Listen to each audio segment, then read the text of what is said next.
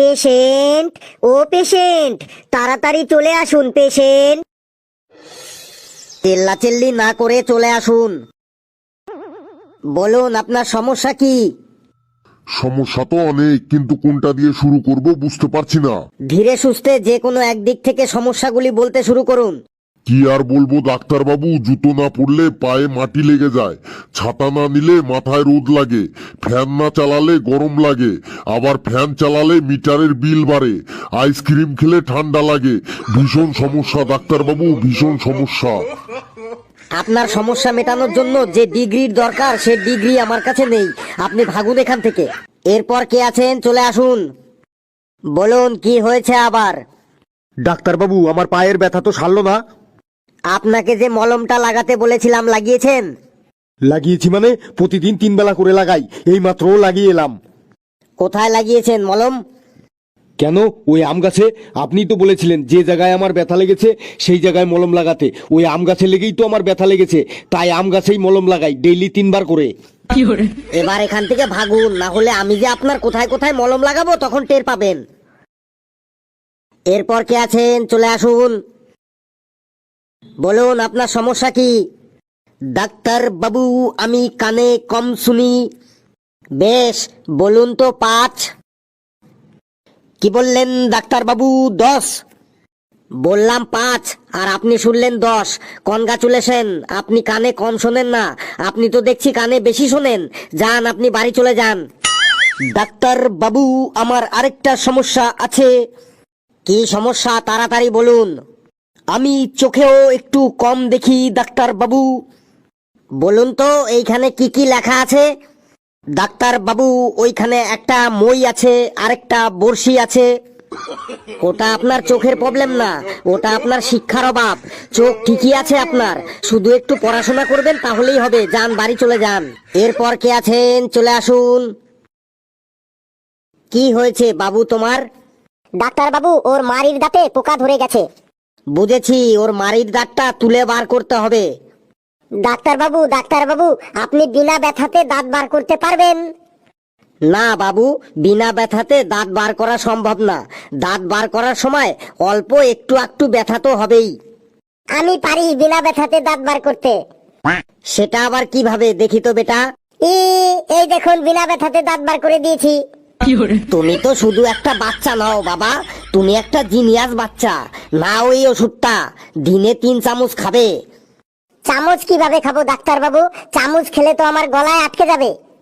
বললাম তো, তুমি শুধু একটা জিনিয়াস বাচ্চাই নও, তুমি একটা ঝান্ডু বাম। যাও এবার এখান থেকে। আর শুনুন, আপনাকে বলছি, আপনার ছেলেকে প্রতিদিন একটু করে খেলা করতে বলবেন। খেলাধুলা করলে ব্রেন ভালো থাকে আর শরীর স্বাস্থ্যও ভালো থাকে। ডাক্তার বাবু, ও প্রতিদিন ক্রিকেট খেলে। খুব ভালো, খুব ভালো। কতক্ষণ ক্রিকেট খেলে শুনি? যতক্ষণ মোবাইলের চার্জ না শেষ হয় ততক্ষণ ও ক্রিকেট খেলেই যায়। আপনারা এবার যান এখান থেকে, না হলে কিন্তু আমার প্রেশার বেড়ে যাচ্ছে।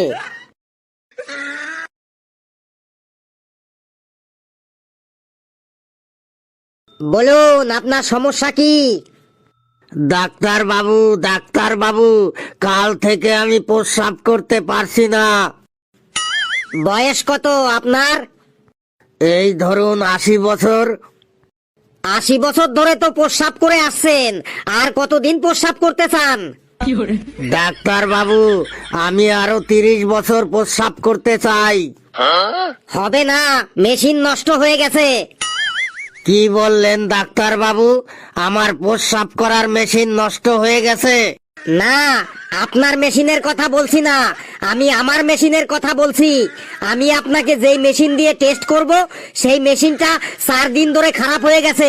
তাহলে আমার এখন কি হবে ডাক্তার বাবু? কিছুই হবে না, আপনি আপনার প্রস্রাব টেস্ট করে আগামী সপ্তাহে আমার কাছে আসবেন। আমি আমার প্রস্রাব টেস্ট করেছি ডাক্তার বাবু, আমি কালই আমার প্রস্রাব টেস্ট করেছি। বাহ, আপনি আপনার প্রস্রাব টেস্ট করেছেন? তো টেস্টের রিপোর্ট কেমন? নোনতা ডাক্তার বাবু, একদম নোনতা। চুপ করুন, চুপ করুন, আপনি চুপ করুন। ডাক্তার বাবু, আমার আরেকটা সমস্যা হয়েছে। কি সমস্যা তাড়াতাড়ি বলুন। আজকে সকালে আমি খেজুর গাছে উঠতে গিয়ে পড়ে গেছি। আমার কোমরটা খুব ব্যথা, ডাক্তার বাবু আমাকে কোমর ব্যথার ওষুধ দিন। কি গাছে উঠতে গিয়ে পড়ে গেছেন? খেজুর গাছে উঠতে গিয়ে ডাক্তার বাবু, খেজুর গাছে। আপনি এক কাজ করুন, আপনি বাড়ি যান, বাড়ি গিয়ে আপনি কৃমির ওষুধ খাবেন, কৃমির ওষুধ। কেন ডাক্তার বাবু, আমি তো খেজুর গাছ থেকে পড়ে গিয়ে কোমরে ব্যথা পেয়েছি, আমি তাহলে কৃমির ওষুধ খাবো কেন? দেখুন মশাই, আমি সাত পুরুষের ডাক্তার, আমি প্রতিটা রোগের একদম গোড়া থেকে চিকিৎসা করি। আপনার পেটের মধ্যে কুচি কৃমি আছে, আপনার পাছাতে কুচি কৃমিতে না কুটকুট করলে এই 80 বছর বয়সে কেউ খেজুর গাছে উঠতে যায়? যান বাড়ি যান, উনি 80 বছর বয়সে খেজুর গাছে উঠতে গিয়ে বাহাদুরি দেখাতে গেছে। কৃমির ওষুধটা কিন্তু রাতে ঘুমানোর সময় খাবেন। পেশেন্ট কামন, পেশেন্ট কামন, ভেতরে চলে আসুন। Patient come on come on. ভেতরে আসছি ডাক্তার বাবু। ভেতরে তো চলেই এসেছেন, বলুন আপনার সমস্যা কি? ডাক্তার বাবু, আমার স্বামী বাইরে বসে আছে, ওকে ভেতরে ডাকবো? কেন, আমরা কি খারাপ ক্যারেক্টারের? আমাদের দেখে কি আপনার সন্দেহ হচ্ছে? আমাদের দেখে কি আপনি ভয় পাচ্ছেন যে আপনার স্বামীকে ভেতরে ডাকবেন? না না ডাক্তার বাবু, আপনাদের ক্যারেক্টার খারাপ না, কিন্তু আমার স্বামীর ক্যারেক্টার খুব খারাপ। ওকে ভেতরে না ডাকলে ও বাইরে আপনার নার্সদের সাথে গল্প শুরু করে দেবে। সে আমার নার্সদের সাথে গল্প করে করুক, তাতে আমার কোনো অসুবিধা নেই। আপনার তো কোনো অসুবিধা নেই, কিন্তু অসুবিধা তো আমার। ওসব ছাড়ুন, আপনার সমস্যা বলুন, সমস্যা। ডাক্তার বাবু, আমার স্বামী প্রতিদিন রাতে নেশা করে বাড়িতে আসে। আপনার স্বামী নেশা করে তো বাড়িতেই আসবে, অন্য কোথাও তো যায় না। আপনি কি চান আপনার স্বামী রাতে নেশা করে রাস্তায় পড়ে থাকুক বা অন্য কোথাও চলে যাক? না ডাক্তার বাবু, আমি সে কথা বলছি না। আপনার অন্য কি সমস্যা আছে বলুন। ডাক্তার বাবু, আমার স্বামী রাতে ঘুমানোর সময় খুব নাক ডাকে, এই নাক ডাকা বন্ধ করার জন্য ওষুধ দিন। আমি ঘুমানোর সময় শুধুই তো একটু নাকই ডাকে, অন্য কাউকে তো আর ডাকে না। ডাক্তার বাবু, আমার স্বামী রাতে ঘুমের ঘুরে খুব কথাও বলে।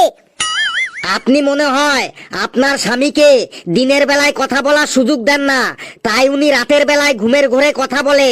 আপনি এক কাজ করুন, আপনি বাড়ি যান আর আপনার স্বামীকে দিনের বেলায় কথা বলার সুযোগ করে দিন, তাহলেই দেখবেন আর উনি রাতের বেলায় ঘুমের ঘোরে কথা বলবে না। হ্যাঁ। পেশেন্ট, পরের পেশেন্ট চলে আসুন। Come on come on patient, come on patient. নমস্কার, বলুন আপনার সমস্যাটা কি? ডাক্তার বাবু, আবার কিছুদিন ধরে আমার খুব কাশি হচ্ছে ডাক্তার বাবু। আপনাকে তো বিড়ি খেতে বারণ করেছিলাম, তাও আপনি বিড়ি খান, ওই বিড়ির ধোঁয়া বুকে গিয়ে এই কাশি হয়। ডাক্তার বাবু, আমি এখন বিড়ি খাই কিন্তু ধোয়া হয় না ডাক্তার বাবু। বিড়ি খান অথচ ধোঁয়া হয় না, তার মানে? ডাক্তার বাবু, আমি তো এখন আর ওই আগুন জ্বেলে বিড়ি খাই না ডাক্তার বাবু, আমি এখন আগুন ছাড়াই বিড়ি চিবিয়ে চিবিয়ে খাই ডাক্তার বাবু। কি সাংঘাতিক ব্যাপার রে ভাই, দেখি একটু জোরে জোরে কাশুন তো। বুঝেছি বুঝেছি, টিবি আছে। টিভি আছে তার মানে? আপনার মধ্যে টিবি আছে। বলেন কি ডাক্তার বাবু, সত্যি আমার মধ্যে টিবি আছে? ডাক্তার বাবু, আর দেরি না করে যত তাড়াতাড়ি পারুন আমার ভেতর থেকে টিবিটা বার করে দিন ডাক্তার বাবু। আমার ঘরে টিভি নেই বলে আমার বউ প্রতিদিন আমার পাশের বাড়িতে টিভিতে সিরিয়াল দেখতে যায় ডাক্তার বাবু। আমার ছেলেও ওর বন্ধুর বাড়িতে টিভিতে ক্রিকেট খেলা দেখতে যায়। প্লিজ ডাক্তার বাবু, আমার ভেতর থেকে তাড়াতাড়ি টিভিটা বার করে দিন ডাক্তার বাবু। কি আশ্চর্য! আরে ভাই, টিভি না, টিভি না, আপনার মধ্যে টিবি আছে, মানে আপনার টিবি রোগ হয়েছে। ও তাই বললেন, আমি তো ভেবেছিলাম আমার মধ্যে টিভি আছে, মানে টেলিভিশন আছে। আপনার বুকের মধ্যে কিন্তু কাফও আছে। কি বললেন ডাক্তার বাবু, আমার বুকের মধ্যে কাপও আছে? তাহলে তাড়াতাড়ি আর দেরি না করে আমার বুকের মধ্যে থেকে কাপগুলো বার করে দিন ডাক্তার বাবু। আমার ঘরে চা খাবার জন্য একটাও কাপ নেই, সব কাপেরই হাতলগুলো ভেঙে গেছে ডাক্তার বাবু। আপনি তাড়াতাড়ি আমার বুক থেকে কাপগুলো বার করে দিন প্লিজ ডাক্তার বাবু। আরে ভাই, মুশকিলে পড়লাম তো। কে বলেছে আপনার বুকের মধ্যে চা খাওয়ার কাপ আছে? কেন? আপনি তো এইমাত্র বললেন যে আমার বুকের মধ্যে কাপ আছে। কি আশ্চর্য! আরে চায়ের কাপ নয়, আপনার বুকের মধ্যে কাপ আছে, মানে কপ আছে। ওই কাস্তে কাস্তে গলা দিয়ে যে কপ ওঠে, ওই কপ আছে। তাই বললুন? আমি তো ভেবেছিলাম ওই চা খাওয়ার কাপ আছে। আর বেশি বক বক করতে হবে না। এই নিন, আমি ওষুধগুলো লিখে দিচ্ছি, এই ওষুধগুলো খাবেন, তাহলেই আপনার টিবি রোগও সেরে যাবে আর বুকের ভেতর থেকে কাপগুলো বেরিয়ে আসবে। ডাক্তার বাবু, আমি ওই ওষুধগুলো কি দিয়ে খাবো? কি দিয়ে খাবেন তার মানে? মানে ওই ওষুধগুলো কি দিয়ে খাবো? জল দিয়ে, দুধ দিয়ে, নাকি মদ দিয়ে? মদ দিয়ে ওষুধ খাবেন তার মানে? ওষুধ আবার কেউ মদ দিয়ে খায়? আপনি মনে হয় মদ খান। যান এখান থেকে, ভাগুন এখান থেকে। ভাগুন ভাগুন ভাগুন, এখান থেকে ভাগুন। বন্ধুরা, ভিডিওটি কেমন লাগলো আপনারা কমেন্টসে জানাবেন। ভিডিওটিকে লাইক করবেন, শেয়ার করবেন, চ্যানেলটি সাবস্ক্রাইব করবেন। সকলে ভালো থাকবেন। পেশেন্ট ও পেশেন্ট